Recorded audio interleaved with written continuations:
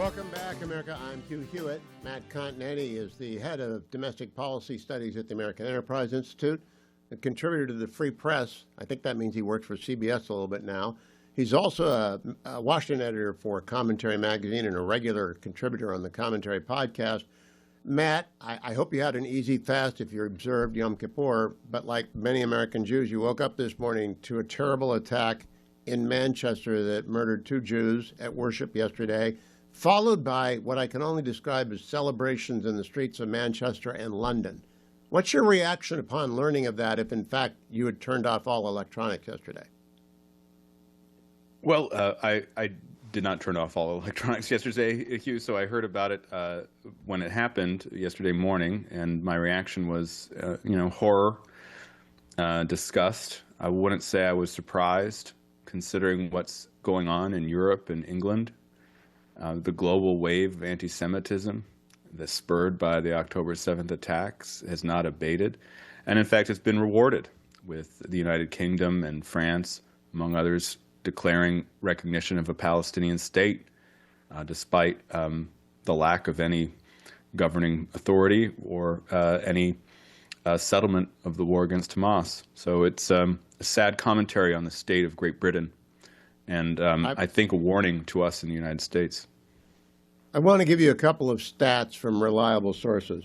Pew, as of April of this year, only 53% of American adults express unfavorable views or express unfavorable views of Israel. So it's a majority of Americans have an unfavorable view of Israel. Gallup has sympathy for Israel at its lowest in 25 years at 46%. And only 32% of Americans approve of Israel's military action in Gaza. That is from Al Jazeera, take it or leave it. And Brookings says 58% of Americans say U.S. should not take either side. What do you make of those numbers, which I find astonishingly low, because Israel is the equal of any of our allies and probably our most important ally?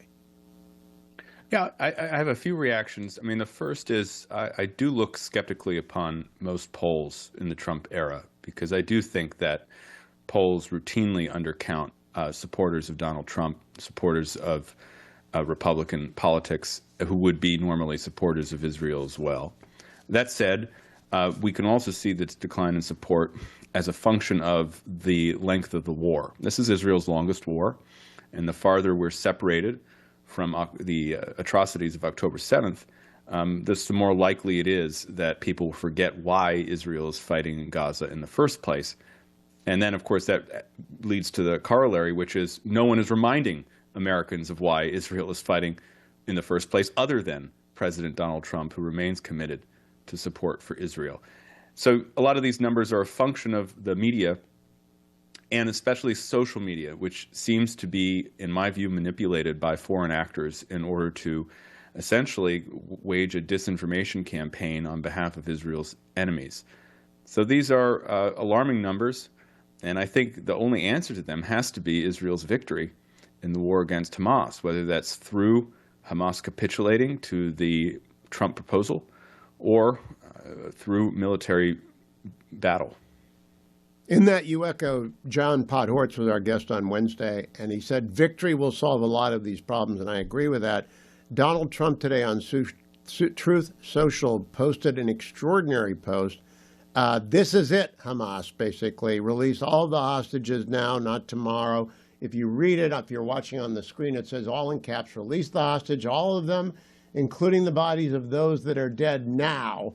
And it's a ultimatum of the sort, it's always been 3 or 4 days or a couple of weeks. This is now, Matt. Do you think he'll follow through? And if so, what's that mean? I think what we're seeing is Hamas trying to push against the idea of releasing all the hostages at once, Hugh.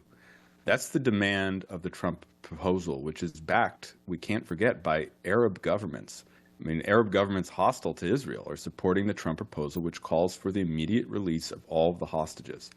Hamas doesn't want to do that because Hamas understands that the hostages are now its only leverage over Israel and over, therefore, public opinion worldwide. But what Trump is doing in that tweet or that Truth Social post, as you say, is saying, sorry, Hamas, this is it. You have to release the hostages. He actually is opening up some room on some other things, such as the staged withdrawals in the plan. But you have to begin with the release of the hostages. That's it. And if Hamas doesn't agree to that, well, then Israel has a blank check to go and finish the job. And I think we're going to talk about that during the break. Matt will be back on the other side to talk with me about the Schumer shutdown and the consequences of what I think, I don't know that Matt thinks this, but I think it's the dumbest political move domestically that I have seen in 35 years of broadcast is the Schumer shutdown. We'll get to that after the break. Stay tuned. And preserve the bisecting corridor that they've established, the name of which escapes me, and the corridor around Rafah, and perhaps a larger part of northern Gaza, and the world, the international community, won't say boo. You agree with that assessment? Well, I think the international community won't say boo for a while. I mean, you're right. Israel's not going to go anywhere if Hamas says no to this deal. But what we know based on this conflict so far, Hugh, is that the world only gives Israel so much time before it begins to gang up on Israel again. And so I think we'll have some space for Israel to finish the job, to secure the corridors you mentioned, to make sure that Hamas can't rearm, and to continue to search for the hostages if Hamas doesn't give them up. But eventually, I hate to be a pessimist here, maybe I'm just a realist, eventually you'll see governments start pressuring Israel again to leave Gaza to an unknown fate. Well, there will be a humanitarian crisis of great proportions because there's not anything left standing. If Hamas doesn't give up the hostages and end the war, there's not going to be anything left in Gaza City, and there's still going to be 2.3 million Gazans. So we'll see that. I'll be right back with Matt Continetti to talk domestic politics right after this. Stay tuned. Welcome back, America. I'm Hugh Hewitt. Matt Continetti is the head of domestic policy studies at American Enterprise Institute, a columnist for the Free Press and Commentary. You can hear him most mornings on the Commentary podcast, and I listen every day that it comes out. Matt, this is the Schumer shutdown. I'm calling it the Seinfeld shutdown because it's a shutdown about nothing. Is the dumbest thing I've seen in politics, and that includes Kamala Harris's debating performances in the primary, ever. What do you think about it? Ever is a high bar. I was thinking It during is. the break. I don't know, the Dean scream was pretty stupid too, but that goes a long way back. That the Schumer shutdown is definitely a shutdown without a point. I mean, to the degree that we're having this shutdown, it's because Chuck Schumer is afraid of Alexandria Ocasio-Cortez. It's clear as day. 6 months ago, Schumer voted to keep the government open. He said that closing the government would be irresponsible. What changed? His poll numbers. Now he's leading this fight on a separate issue. He's demanding that Republicans give up reforms they made in the One Big Beautiful Bill. He's demanding that they put back spending that the Trump administration took out at the end of the summer. And he wants a deal on these Obamacare subsidies, which add to our debt on top of the regular government spending. His demands are absurd. And I think that Republicans are in a very strong position, Hugh, because they're simply saying, let's keep the government open, and then we can talk about the subsidy issue, and we can move on to other agreements as well. Agreements that, by the way, Schumer had made previously. So This gets serious. This gets serious the moment that no one gets paid in the military. They got paid this week, so it'll be 2 weeks before they don't get paid, and that's when they unleash J.D. Vance again. Matt Continetti, do you remember Spooky, the AC-130 from the early days of the Afghanistan war, which was the gunship that fired more rounds of ammunition in a minute than had ever been seen before? That was J.D. Vance at the White House press corps yesterday on the Democratic talking points. It was not a fair fight. I think he'll be out there again on Monday and Tuesday, and it's like sending out Chuck Wepner against Muhammad Ali. It's not fair. Well, there's a real disparity, Hugh, between Republican messaging on the shutdown and Democratic messaging. I think the Republicans are all operating from the same page, and the Republicans have very skilled communicators like Vice President Vance, who can go out there and make all the arguments and rebut all the talking points. We've seen Speaker Johnson do the same thing, by the way. The Democrats, on the other hand, are kind of all over the place. A lot of the progressive left were thrilled by this video that Alexandria Ocasio-Cortez and Bernie Sanders put out, and no one is really enthused about Chuck Schumer, which has admittedly been the case for a long time. Yeah. So I think that you'll see the Republicans continue to press the advantage here. We've had three Democrats already break and vote to keep the government open. And I do think the longer it goes on, you'll see more Democrats say, look, we've made our point. Maybe we'll just have this side agreement to negotiate over the Obamacare subsidies, but we have to restore the payrolls and we have to keep the government open, especially with this looming threat that President Trump has made to unleash Russ Vogt and the Yeah. OMB and complete the job that Doge started earlier this year. If I knew how to work AI, I would get Godzilla coming out of the water with Russ Vogt's head and walking onto the mainland, because that is the classic Democrat horror movie. Matt, I want you to put on your super smart hat. You wrote the book The Right, the 100-Year War for Conservatism, and it was really before Trump arrived on the scene and before MAGA came along. When I was watching the vice president and at the same time seeing the Secretary of State orchestrate with Donald Trump this extraordinary alliance of Israel and all of its Arab neighbors and Turkey against Hamas, who is running the Republican Party or the right? Even how do you define it after Donald Trump? It's only 3 years away. That's going to be a blink of an eye. People who just had a baby, they won't even be in preschool yet before Donald Trump's off the political stage. Who's going to be in charge?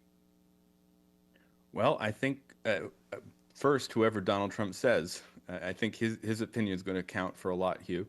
And what he said so far is that he has really two successors. One is J.D. Vance and the other is Marco Rubio. And I think we've seen that they work together in a team.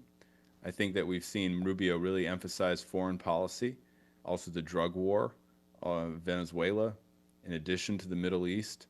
And we've seen J.D. Vance really bring home the domestic message. You know, he's been visiting swing states recently talking about the One Big Beautiful Bill, or what he likes to call the working families tax cut that's inside it. And Vance is very good on his feet. He's a very skilled debater. He showed that in the debate with Tim Walz. Rubio's a great orator. You put him behind the lectern, and he can give just a really remarkable speech. So they both have, I think, complementary skills and attributes. I think they make a pretty good team. And of course, it's still very early.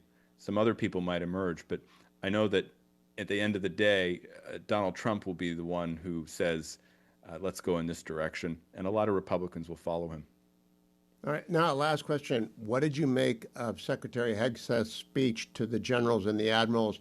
I have talked with people offline who are retired general officers. I do not expect any general officer to actually give me a comment. That would be inappropriate. What have you heard, and what did you think of it? Well, you know, I've heard, like a lot of people, mixed reactions. My view of the speech itself was that it was appropriate. It was in line with what Hegseth has been saying in public for years. It was unusual to want to have all of the general officers there in one place, but at the same time, you know, actually that was a good thing in some ways. It was, for one, it educated the public about how many generals we have. I mean, it was incredible. I think that some of the comments may have been stepped on by Hegseth's boss, and I think that it would have been better for the secretary if we spent more time talking about his message to the force than, say, you know, deploying the National Guard to the cities, which is, I think, valid, but nonetheless not exactly what Hegseth wanted to get across in terms of combating woke in the military, combating environmental, you know, the Green New Deal in the military, and focusing on the warrior mindset and a lethal force. And if I can keep you for 3 more minutes, Matt Continetti, I'll play it when I can, and I'll put it on the podcast. I got to ask you about Portland and the deployment of the Guard there, and basically wherever Antifa or anti-ICE forces accumulate, there's going to be a response now. I'll be right back, America. Stay tuned. So, Matt Continetti, last comment. Yesterday, ICE sort of broke the ice in Portland, and the National Guard's going to go out there and help them. I think that's not an 80-20 issue. I think that's a 95-5 issue.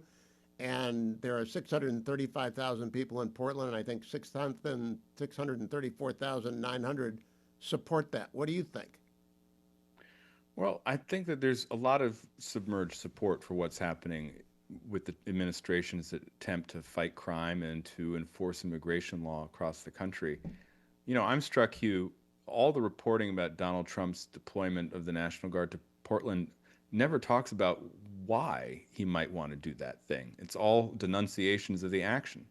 But what we've known is that for years, the far left, the Antifa left, has been waging a military style campaign every night against government property and government installations. And so it's entirely appropriate, especially in light of the history here, the summer of 2020, that Trump say, look, this is untenable. You can't do it. And I'm going to take steps to stop it and to assert the rule of law in a city like Portland. By submerged support, do you think it's a supermajority? I think there is a supermajority for safe streets and for enforcing immigration law. And that is two of the three issues that brought Donald Trump back into the White House. That's where he's strongest right now. You add the issue of fighting inflation and bringing back the Trump economy from the first term, and you really have, to me, the governing agenda that Trump should be emphasizing ahead of the midterms. Along with peace in the Middle East. Matt Continetti, thank you. Have a great weekend. Follow Matt on X at Continetti, at the Free Press, at Commentary, and of course over at the American Enterprise Institute. Thank you, Matt.